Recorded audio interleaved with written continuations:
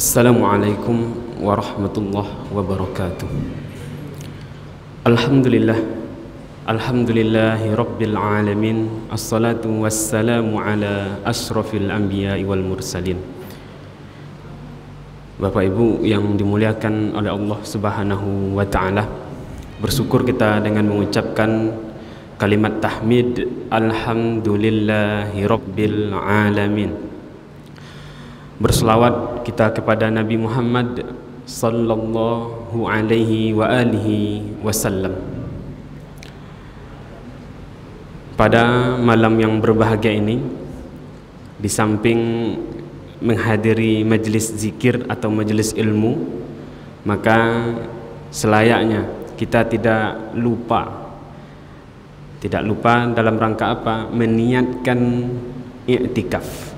Jadi kita duduk di masjid ini i'tikaf, kemudian di majelis zikir di tempat yang sangat dicintai oleh Allah Subhanahu wa taala, kemudian pada malam yang berkah, yaitunya malam Jumat. Bapak Ibu yang dimuliakan oleh Allah Subhanahu wa taala, kajian kita pada kali ini yaitunya sesi yang kedua dari kitab Umdah, yaitunya fikih Imam Syafi'i atau dalam mazhab Imam Syafi'i. Kita membahas yaitunya bab puasa. Insyaallah sebelum bulan Ramadan masuk, bab puasa ini kita sudah mengkhatamkannya dari kitab Umdah Ibnu Naqib. Pembahasan kita pada kali ini yaitunya bagaimana kalau seandainya ada orang non muslim kemudian masuk Islam di siang hari Ramadan, atau ada orang yang gila kemudian sadar ketika di siang Ramadan, maka bagaimana seharusnya orang ini? Maka dibahaslah di dalam kitab Umdah ini. Fa in aslama au afaqa au balagha muftiran fi asna'in nahari nudibal imsaku wal qada'u wala yajibani. Fa in aslama, andaikan ada orang non muslim masuk Islam di siang Ramadan, umpamanya di hari Jumat di Masjid Nurul Haq ini, ada orang non muslim masuk ke dalam Islam di siang hari Ramadan, apakah orang yang non muslim yang baru masuk Islam ini, yaitunya mu'allaf ini, wajib berpuasa atau disunahkan? Maka kalau ada non muslim yang masuk Islam di siang hari Ramadan, nudibal imsak, maka dia ini disunahkan apa? Disunahkan imsak, menahan daripada yang membatalkan puasa. Sunnah hukumnya orang yang mu'allaf pertama kali di bulan Ramadan di siang harinya. Lalu bagaimana juga dengan orang gila? Sudah 5 tahun dia gila, kemudian di bulan Ramadan tahun ini nantinya dia sadar, sehat, sembuh dari gilanya, alhamdulillah.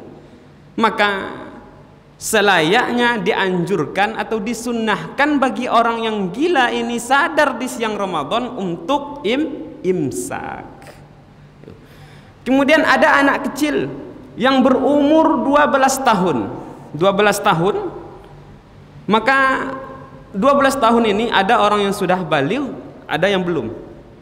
Andaikan anak umur 12 tahun ini di siang bulan Ramadan, kemudian dia tidur jam 11 siang. Lalu apa yang terjadi? Ihtilam, dia bermimpi. Akhirnya, mohon maaf, keluar air maninya. Artinya kan dia sudah dewasa.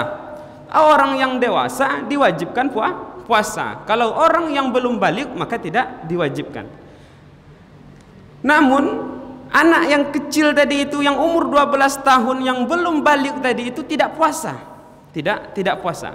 Namun di siang harinya dia tidur, kemudian ihtilam, bermimpi. Akhirnya kan dia sudah menjadi dewasa di siang Ramadan. Maka anak kecil yang tadi baru dewasa ini nudibal imsak. Maka kita anjurkanlah anak kita itu untuk menahan puasa atau menahan daripada yang membatalkan puasa, tidak makan, tidak minum dan lain sebagainya. Kemudian apakah orang non muslim masuk Islam di siang Ramadan, atau orang gila sadar di siang Ramadan, atau anak kecil yang tidak berpuasa kemudian balik atau bermimpi di siang hari Ramadan karena dia tidur di siang harinya, maka nudibal imsak, disunnahkan imsak, tetapi tidak diwajibkan. Kemudian disunnahkan juga dia ini mengkodonya, artinya di hari itu satu hari nanti dia kodo di selain di bulan Ramadan. Wala yajibani, tetapi tidak diwajibkan. Nah, Bapak Ibu yang dirahmati oleh Allah Subhanahu wa taala. Kemudian selanjutnya, wa in balagha sha'iman lazimahul imsaku wa nudibal qada'u. Lalu bagaimana dengan anak yang belum dewasa? Kita anjurkan dia berpuasa, kemudian anak kecil ini yang berumur 12 tahun ini atau berumur 11 tahun ini dia berpuasa. Artinya dianjurkanlah sama orang tuanya untuk berpuasa, dia berpuasa. Kemudian di jam 2 siang dia tidur, kemudian bermimpi. Ihtilam dia. Maka lazimahul imsak, maka lazim diharuskan dia ini melanjutkan puasanya karena dia sudah berpuasa juga. Kemudian nudibal qadha, kemudian disunahkan dia mengganti puasanya ini di selain bulan Ramadan. Selanjutnya, walau tahuratil haidu amsakat nadban wa qadat hatsman. Umpamanya kalau seandainya orang haid, anak gadis atau seorang perempuan lagi haid, orang haid maka tidak diwajibkan ketika itu untuk berpuasa. Kemudian di siang Ramadan tahurat, dia suci, artinya inqata'ud dam, terhenti darahnya itu keluar. Maka apa yang mesti dilakukan oleh wanita yang tadinya haid kemudian suci di siang Ramadan? Amsakat nadban, maka sunnah juga dia imsak, menahan daripada yang membatalkan puasa. Wa qadat hatsman, kemudian diwajibkan mengkodo di hari itu atau di hari dia haid selama berpuasa itu. Artinya ada orang yang anak gadis ini haid dia, kemudian di siang Ramadannya itu suci gitu, suci dia, maka menahan dahaga, haus dan lapar dan lain sebagainya itu dia sunnah dan wajib mengkodonya. Kemudian au qadimal musafiru au bari'a al-maridu wa huma muftirani amsaka nadban wa qadaya hatsman. Au qadimal musafir, umpamanya ini saya ke Sudan, saya pergi, saya dari Sudan pulang ke Indonesia, itu kan namanya musafir. Saya dari Sudan ke Indonesia dan ketika itu saya tidak berpuasa karena memang bolehlah orang musafir ini tidak berpuasa. Dari Sudan ke Malaysia, kemudian pergi ke Pekanbaru sampai saya jam 3 siang. Jam 3 siang. Sampai ke rumah jam 3 siang. Maka saya yang tadinya tidak berpuasa dari Sudan kemudian ke Malaysia, kemudian sampai ke Pekanbaru jam 3 siang, maka saya ini sunnah imsak, sunnah untuk imsak karena sudah sampai di negeri, di tujuan, yaitunya di kampung halaman. Itu orang musafir. Jadi kalau Bapak Ibu nanti musafir kemudian tidak berpuasa umpamanya sampai ke Pekanbaru dalam keadaan tidak berpuasa, maka disunnahkan imsak karena sudah sampai di negerinya. Mudah-mudahan kita musafirlah nanti ke Sudan, ke Mesir. Amin. Amin ya rabbal alamin. Tapi jangan di bulan Ramadan. Ya.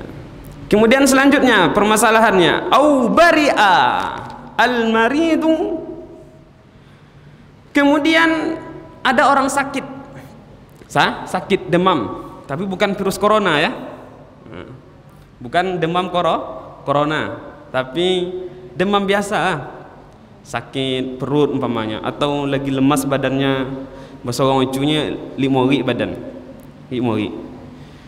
Dia karena lemah badannya itu demam, akhirnya kan dia tidak berpuasa. Akhirnya dia tidak berpuasa, tak sanggup dia berpuasa lagi. Kemudian tiba-tiba jam 1 siang sehat. Sehat jam 1 siang. Alhamdulillah sehat ini orang yang sakit ini. Maka dia ini disunahkan imsak. Disunahkan bukan diwajibkan. Berarti kalau dia kerjakan imsak maka dia akan mendapatkan pahala. Bapak Ibu yang dirahmati oleh Allah Subhanahu wa taala. Kemudian orang yang tadi musafir sampai ke kampung halamannya memang disunahkan dia imsak. Orang yang tadinya sakit kemudian sembuh, memang disunahkan imsak, tetapi wa qadaya hajman, mengqada puasanya itu, mengganti puasanya itu diwajibkan. Bapak Ibu yang dirahmati oleh Allah Subhanahu wa taala. Lalu bagaimana saya tadi yang dari Sudan, saya berpuasa. Saya tidak berpuasa, saya berpuasa. Yang tadinya itu kan tidak berpuasa dari Sudan ke Pekanbaru. Kemudian bagaimana kalau seandainya saya berpuasa dari Sudan sampai ke Pekanbaru? Kemudian orang yang sakit tadi, dia sakit perut, demam, lemas badannya, tapi dia usahakan juga untuk berpuasa. Kemudian akhirnya yang tadi musafir dari Sudan sampai ke Pekanbaru, dia dalam keadaan berpuasa, maka amsaka hajman, maka diwajibkan dia untuk berpuasa, melanjutkan puasanya itu, nggak boleh berbuka dia. Kemudian orang yang sakit yang sembuh, dalam keadaan berpuasa dia sembuh, maka amsaka hajman, wajib dia berpuasa. Lain halnya orang yang tidak berpuasa tadi. Bapak Ibu yang dirahmati oleh Allah Subhanahu wa taala. Kita lanjut. Ini penting sekali pembahasan kita yang sekali ini. Walau qamatil bayyinatu bi ru'yati yaumish syakki wajaba imsaku baqiyatihi wa qada'uhu. Umpamanya ini yaumus syak. Yaumus syak itu adalah di tanggal 30 Sya'ban. Di tanggal 30 Sya'ban. Dan orang sudah berbicara, saya sudah melihat hilal. Saya sudah melihat hilal, kata orang. Tapi orang yang melihat hilal ini tidak diterima persaksiannya. Artinya yang melihat mungkin anak kecil, nggak bisa kita ambil persaksian dari anak kecil ini. Atau seorang wanita, nggak bisa kita ambil persaksian dari seorang wanita ini. Jadi intinya adalah yaumus syak itu adalah di tanggal 30 Sya'ban. Pemerintah di tanggal 29 Sya'ban melihat hilal tak nampak, belum ada lagi hilal. Di tanggal 30 bayyinatu bi ru'yati yaumis syak. Rupanya di tanggal 30 di jam 4 sore ternyata hilal sudah tinggi. Artinya sekarang itu ternyata bulan Ramadan. Artinya sekarang bulan Ramadan. Tetapi ternyata kita tidak berpuasa karena tidak tahu bahwa hari itu adalah bulan Ramadan. Yaumus syak namanya itu. Maka tak kala jelas bahwa ternyata hari itu adalah bulan Ramadan, tahunya di jam 4. Imsaku baqiyatihi. Maka jam 4, jam 5, jam 6 sampai terbenam matahari nantinya, maka kita berpuasa di jam itu. Karena kita tadinya orang Indonesia ini umpamanya tidak tahu lah, di tanggal 29 Sya'ban itu tak nampak hilal. Kemudian maka kalau tak nampak hilal di tanggal 29 Sya'ban, maka disempurnakanlah Sya'ban itu menjadi 30 hari. Akhirnya di tanggal 30 Sya'ban kita tidak berpuasa. Rupanya di jam 4, saya ulang lagi, di jam 4 rupanya hilal sudah nampak. Artinya ternyata hari itu adalah bulan Ramadan. Maka kita mestilah berpuasa sisa waktu sampai terbenam matahari itu. Lalu apakah wajib mengqadha? Wajib mengqadhanya, wa qadha'uhu, dan wajib mengqadhanya di hari itu.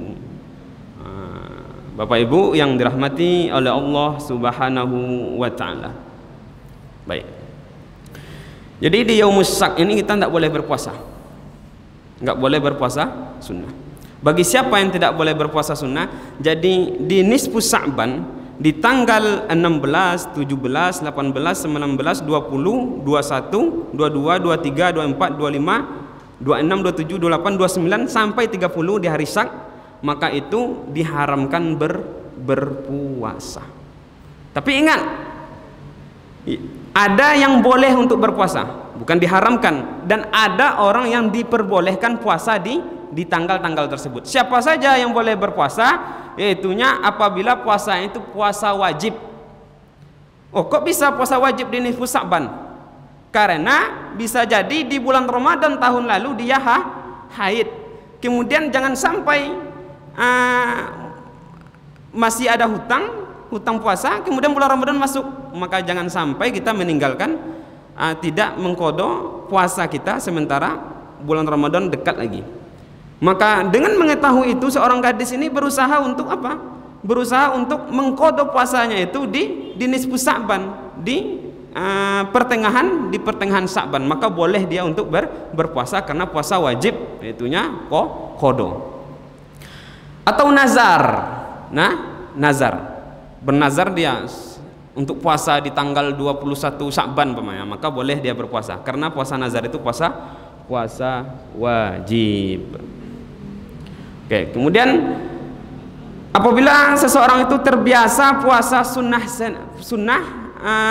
di hari Senin dan Kamis, maka kalau seandainya kita terbiasa di bulan Muharram kita puasa Senin, puasa Kamis, di bulan Safar kita puasa juga, Rabiul Awal, Rabiul Tsani, Jumadil Awal, Jumadil kita puasa. Terbiasalah puasa Senin, Kamis. Maka di nisfu Sya'ban itu boleh kita berpuasa.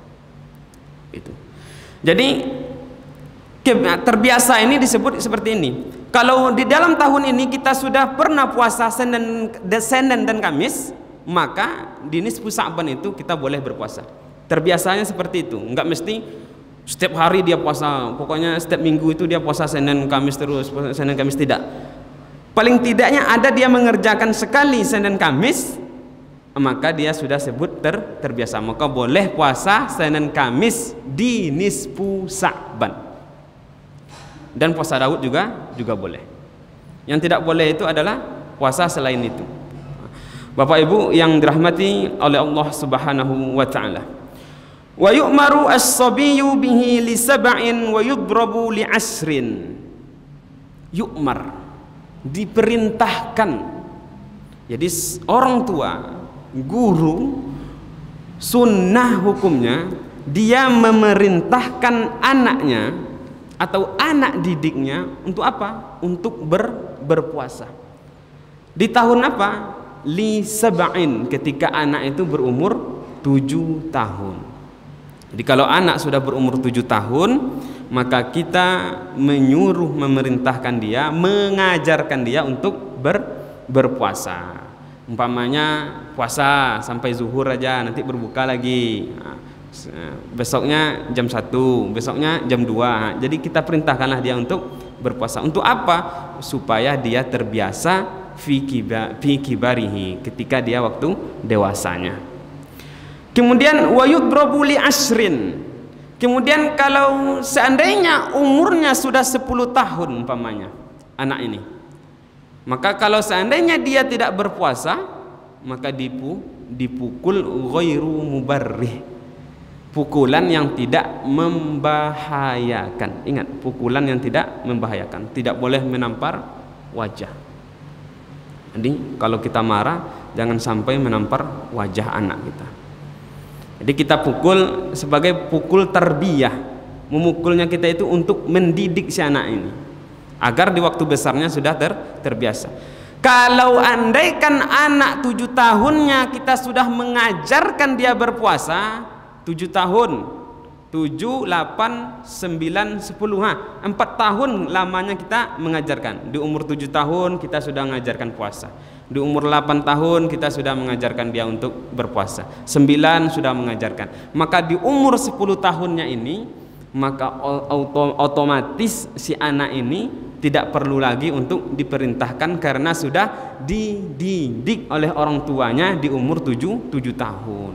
Maka tak perlu lagi ada pukulan. Nah, itu sebenarnya seperti itu. Bukan berarti Islam itu adalah radikal, tidak. Islam itu adalah kasar, tidak. Pukulan itu hanyalah sebagai apa? Sebagai khobar atau menakut-nakuti si anak ini.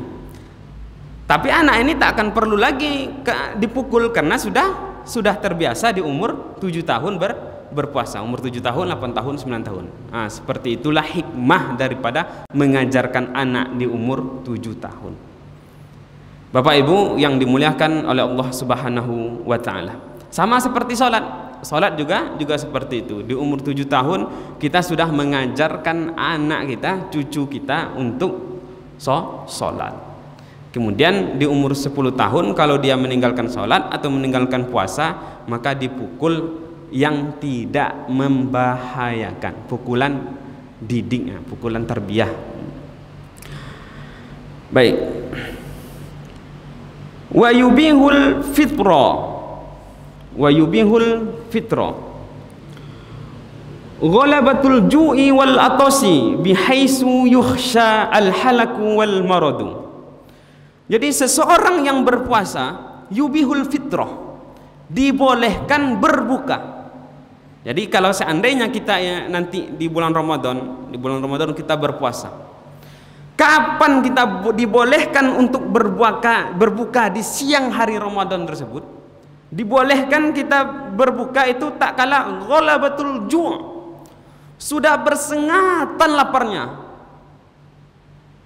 Andaikan dia tidak makan, maka dia akan sakit, kemudian dia akan celaka, bisa jadi dia akan mati kalau seandainya tidak makan. Maka di saat ini yubihul fitrah, maka boleh untuk berbuka. Jangan sampai nanti agak puasa ini kemudian sakit, kemudian tidak mau berbuka. Akhirnya karena dia tidak mau berbuka ini terjadi sesuatu yang membahayakan terhadap dirinya, tidak.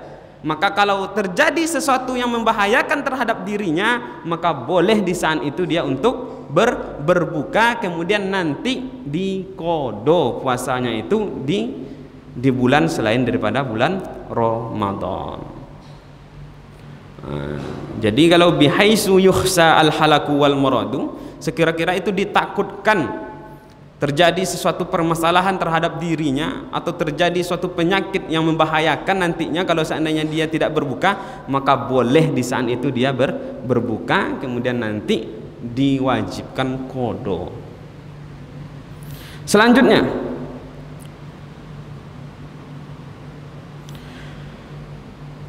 dan boleh juga wasafarul qasri in faraqal umrana qabla al-fajri wa in nawahu minal laili fa in safara ba'dahu fala. Jadi orang yang musafir itu boleh untuk tidak berpuasa, tapi wajib mengqada. Ini.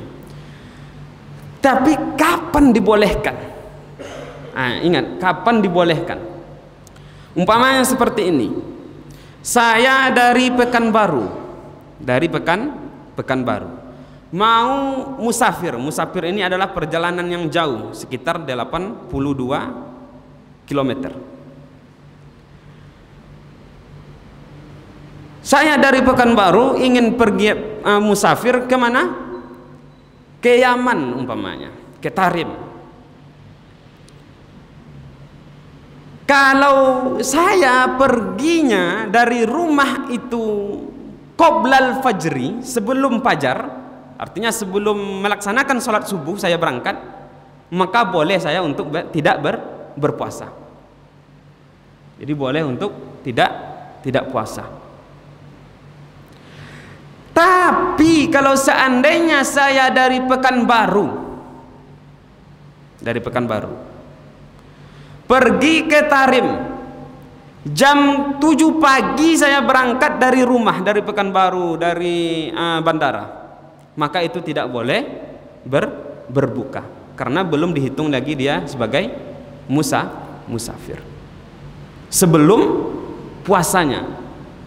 Jadi kita bolehnya bagi orang musafir itu adalah ketika perjalanannya itu adalah sebelum sholat subuh. Ya kan, mulainya puasa itu ketika terbit fajar. Andaikan dia berangkat dari rumahnya itu setelah fajar terbit,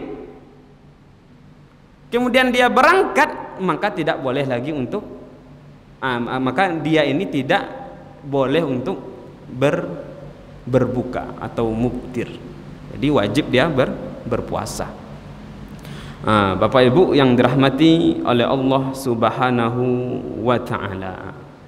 Ingat, yang boleh itu adalah yang berangkat sebelum fajar.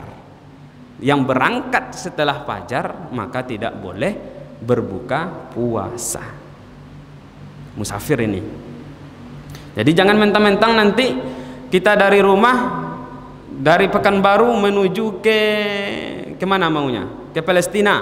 Kita sebutlah yang mau kita kunjungi itu kan Palestina ya. Tapi berangkatnya ya umpamanya ini saya besok mau pergi ke Palestina umpamanya. Tapi saya berangkat jam 8. Akhirnya karena saya mau pergi ke Palestina itu, saya kan musafir nanti. Kemudian tidak sahur, kemudian nanti jam 6 paginya itu makan, jam 7-nya itu makan. Tidak boleh seperti itu. Yang boleh itu adalah yang berangkat sebelum fajar. Yang berangkat setelah fajar tidak boleh. Jadi mentang-mentang musafir, di rumah makan aja nanti, di rumah baru musafir, tidak. Ini mesti kita dudukkan memang. Bapak Ibu yang dirahmati oleh Allah Subhanahu wa taala. Kita lanjut. Ini penting juga nih. Wal fitru lil musafiri afdalu in darrahu as-saumu wa illa fasaumu afdal. Jadi bagi musafir itu mana yang lebih afdal? Berpuasa atau tidak berpuasa? Bagi orang yang sakit mana yang lebih afdal? Berpuasa atau tidak berpuasa? Dijawablah oleh kitab Umdah yang ditulis oleh Ibnu Nakib. Jadi berbuka puasa bagi musafir itu afdal, lebih utama. Kapan lebih utamanya? Ingat, lebih utama kalau seandainya kalau dia puasa memberikan mudarat kepada dia. Jadi kalau ada orang musafir kemudian andaikan dia berpuasa ini, maka memberikan suatu kemudaratan yang sangat fatal terhadapnya. Maka di saat itu mana yang lebih utama? Berbuka puasa yang lebih utama.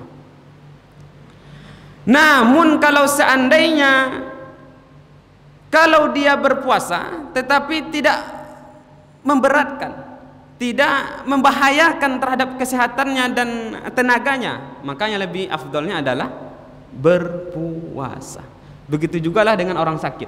Orang sakit kalau dia puasa, umpamanya sakit apa umpamanya?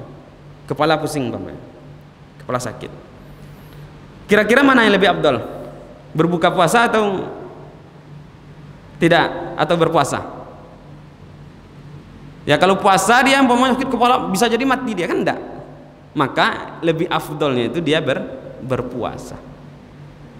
Di dalam Al-Quran wa antasumu khairul lakum, bahwa berpuasa itu lebih baik bagi kamu. Jadi walaupun kita musafir, walaupun kita sedang sakit sedikit saja, capek badan umpamanya flu, maka lebih baiklah kita untuk berpuasa. Tetapi kalau seandainya kita lagi sakit kemudian kita paksakan juga untuk puasa, bisa jadi membahayakan terhadap kesehatan kita. Maka di saat itu yang lebih afdol, yang lebih utamanya adalah berbuka puasa.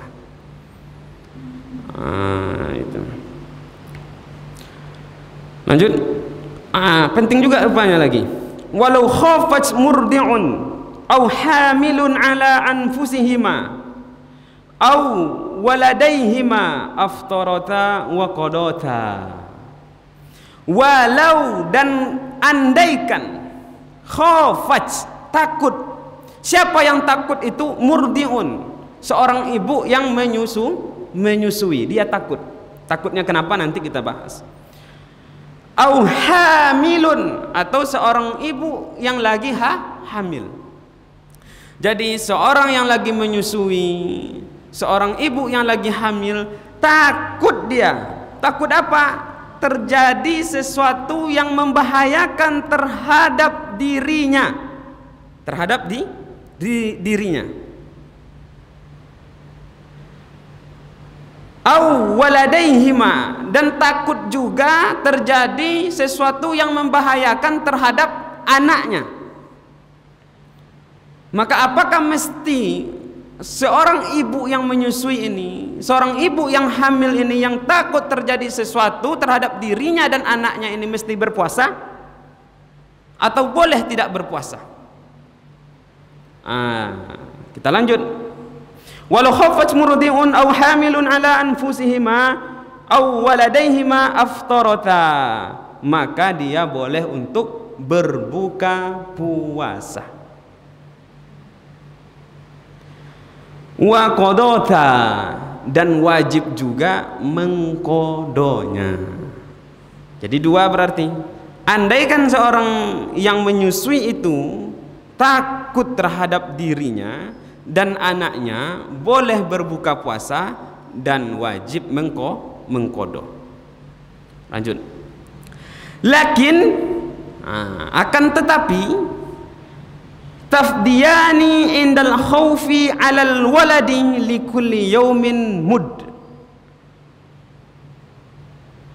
Akan tetapi kalau seandainya dia takut terhadap anaknya, berarti dia bukan takut terhadap dirinya, hanya takut terhadap anaknya saja. Andaikan saya berpuasa, nanti saya takutlah anak ini terjadi apa-apa, sakit anak saya nanti.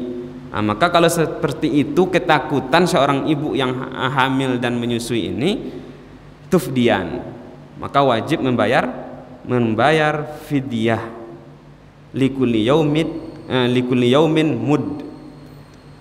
Setiap hari itu satu mud, 0,6 kilo beras kita.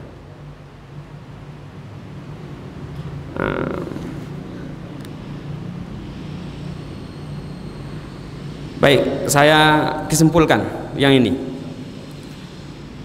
3 dia. Pertama, andaikan ibu yang menyusui ini takut terjadi suatu permasalahan terhadap dirinya dan anaknya, maka boleh berpuasa, kemudian dikodo dan tidak wajib membayar fidyah. 1. 2. Andaikan ibu yang menyusui ini takut terjadi sesuatu terhadap dirinya, akan tetapi tidak takut terjadi sesuatu terhadap anaknya, cuma dia takut terhadap dirinya saja. Ya takutnya ini mesti didudukkan dulu. Takut memang benar-benar berbahaya. Takutnya itu bukan takut karena hayalan, takut memang kesehatannya ini dan lain sebagainya, kesehatannya sangat lemah dan lain sebagainya. Maka kalau dia takut terhadap dirinya, maka boleh untuk berbuka puasa dan wajib mengkodo dan tidak membayar fidyah. Kenapa? Kalau terjadi apa-apa terhadap dirinya, berarti juga membahayakan terhadap anaknya.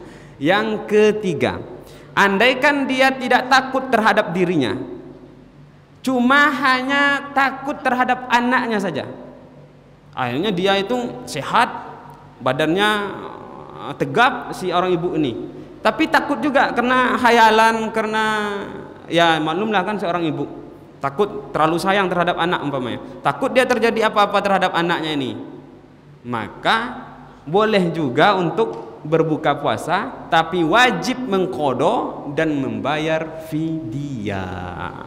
Baik, itu saja yang perlu rasanya kami sampaikan. Insyaallah kita akan melanjutkan di minggu depan pembahasan kitab Umdatus Salik wa Uddatun Nasik karangan dari Ibnu Nakib. Kita khotamkan bab puasa ini sampai nanti di akhir bulan Sya'ban. Amin. Amin ya rabbal alamin.